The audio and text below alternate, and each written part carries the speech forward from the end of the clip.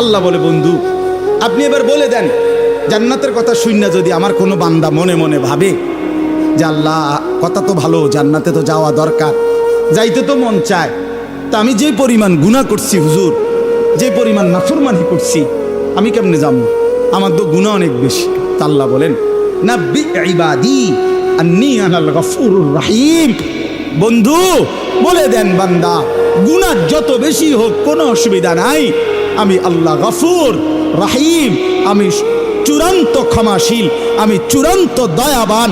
আসমান পর্যন্ত যদি গুনাহ পৌঁছে যায়, কসম আল্লাহর আমি ওয়াদা দিলাম মাফ করে দেব।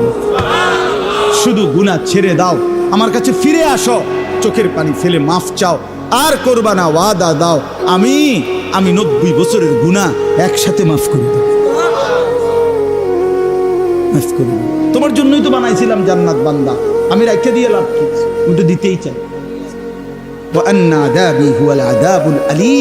এই সর্বশেষ আল্লাহ বলছে যে হে বান্দা, এই দেখেন কথাটা শেয়াল ছেলেরা তোমরা বলো ভাই শোনো, শেষ কথা আল্লাহ তাআলা নবীকে বলছে, বন্ধু এতভাবে বললাম, জান্নাতের সৌন্দর্যের বর্ণনা দিলাম, আমি মাফ করে দিমু কইছি, হয় ফিরে আসলে মাফ, 90 বছর হোক 70 বছর হোক, আসমান পরিমাণ হোক, এরপরও আমি বলছি গুনাহ যদি ছেড়ে দেয়, আবার নতুন করে যদি আমার ইবাদত শুরু করে, আমি পিছনেরটা কি করে দেব?